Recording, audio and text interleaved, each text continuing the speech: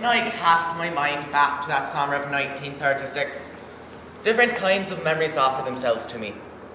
We got our first wireless set that summer. Well, a sort of a set. And it obsessed us. And because it arrived as August was about to begin, my Aunt Maggie, she was the joker of the family. She suggested we give it a name. She wanted to call it Lugh, after the old Celtic god of the harvest, because, in the old days, August the 1st was Lughnasa, the feast day of the pagan god Lugh, and the days and weeks of harvesting that followed were called the Festival of Lughnasa. But Aunt Kate, she was a national school teacher, and a very proper woman. She said it would be sinful to christen an inanimate object with any kind of name, not to talk of pagan god. So we just called it Marconi, because that was the name emblazoned on the set. And about 3 weeks before we got that wireless, my mother's brother, my Uncle Jack, came home from Africa for the first time ever. For 25 years he had worked in a leper colony there, in a remote village called Ryanga in Uganda. The only time he ever left that village was for about 6 months during World War I, when he served as chaplain to the British forces in East Africa. Then back to that grim hospice where he worked without a break for a further 18 years. And now, in his early 50s and in bad health, he had come home to Ballybeg, as it turned out, to die. And when I cast my mind back to that summer of 1936, these memories are always linked. So that when I remember my first shock to Jack's appearance, shrunken and jaundiced with malaria, at the same time, I remember my delights, indeed my awe, at the sheer magic of that radio. And when I remember the kitchen throbbing with the beat of Irish dance music beamed to us all the way from Dublin, and my mother and her sisters suddenly catching hands and dancing a spontaneous step dance, and laughing, screaming like excited schoolgirls.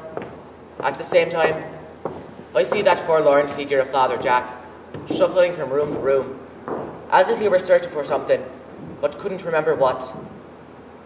And although I was only a child of 7 at the time, I know I had some sense of unease, some awareness of a widening breach between what seemed to be and what was, of things changing too quickly before my eyes, becoming what they ought not to be. Perhaps it was because Father Jack had turned out at all like there was a splendid figure in my head. Or perhaps it was because I'd witnessed Marconi's voodoo derange those kind, sensible women and transform them into shrieking strangers. Or perhaps it was because, during those Lughnasa weeks of 1936, we were visited on 2 occasions by my father, Jerry Evans, and for the first time in my life, I had the chance to observe him.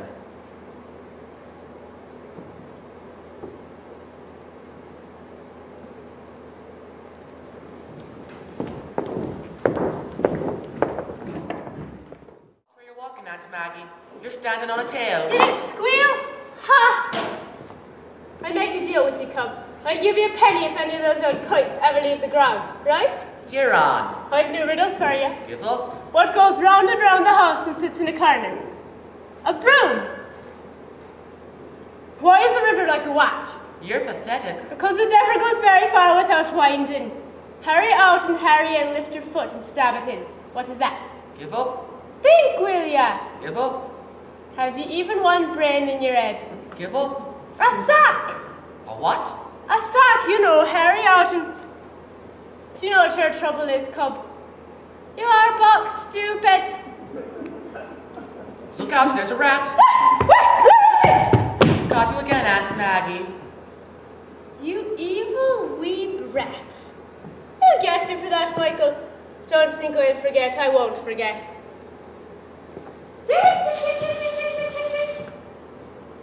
I know I had a barley sugar sweet for you. Are there bits of cigarette tobacco stuck to it? Someday you're going to fill some woman's life full of happiness.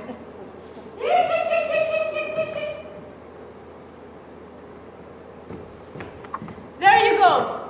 I hope it chokes you.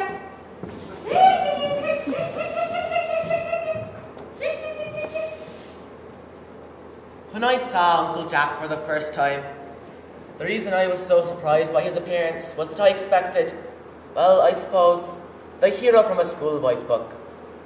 I had seen a photograph of him once, radiant and splendid in his officer's uniform. It had fallen out of Aunt Kate's prayer book, and she snatched it from me before I could study it in detail. It was a picture taken in 1917, when he was chaplain to the British Army in East Africa, and he looked magnificent. But Aunt Kate had been involved locally in the War of Independence, so Father Jack's brief career in the British Army was never mentioned in that house. All the same, the wonderful Father Jack of that photo was the image of him that lodged in my mind. But if he was a hero to me, he was a hero and a saint to my mother and my aunts. They pored over his occasional letters. They prayed every night for him and his lepers and the success of his mission. They scraped and saved for him, 6 pence here, a shilling there, sacrifices they made willingly, joyously, so that they would have some money to send to him at Christmas and for his birthday. And every so often, when a story would appear in the Donegal Inquirer about our own leper priest, as they called him, because Ballybeg was proud of him. The whole of Donegal was proud of him. It was only natural that our family would share a small portion of that fame. It gave us that little bit of status in the eyes of the parish, and it must have helped my aunts to bear the shame mother brought on the household by having me, as it was called then, out of wedlock. Well, that's what I call a busy man. Come here and give your Aunt Kate a big kiss.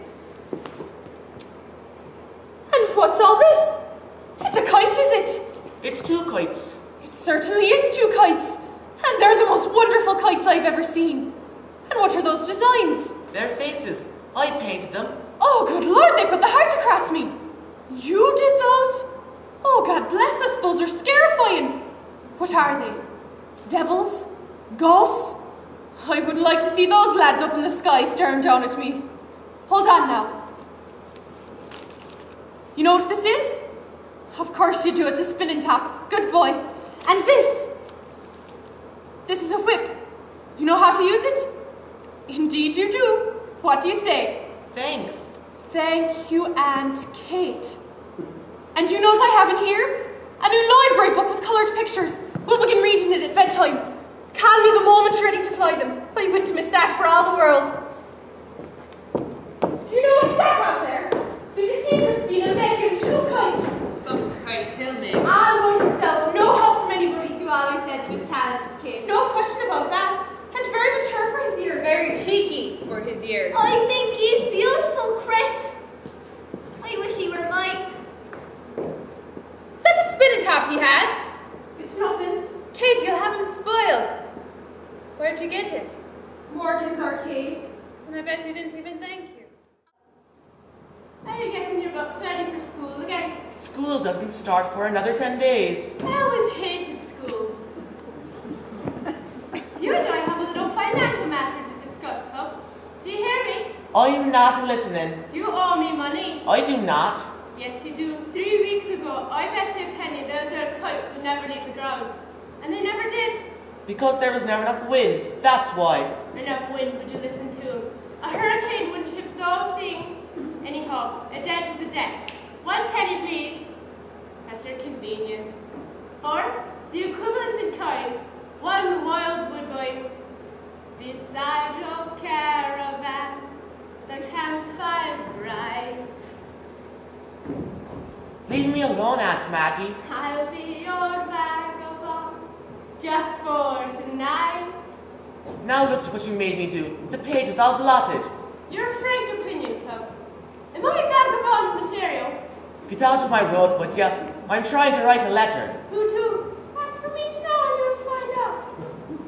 Oh, there's easy have to be smart to read that scrap. It's to Santa Claus. In September. Nothing like getting in before the rush. What are you asking for? A bell. Bell. For me bicycle. For your bicycle. The bike me daddy's bought me, stupid. Your daddy's bought you a bicycle. He told me today he bought it in Kilkenny, so there. Your daddy told you that. Asking yourself. It's coming next week. It's a black bike, a man's bike. Well, aren't you the lucky boy? It's being delivered here to the house. He promised me. Well, if he promised you. Now who can we get to teach you how to ride? I know how to ride. You don't. I do too. I learned at school last Easter. But you can't ride. I can so. I know you can't, Aunt Maggie. Well, maybe not by myself. Put me up on the bar club. Magnificent. You never rode on the bar of a bike in your life. Oh, yes, I did, Michael. Oh, yes,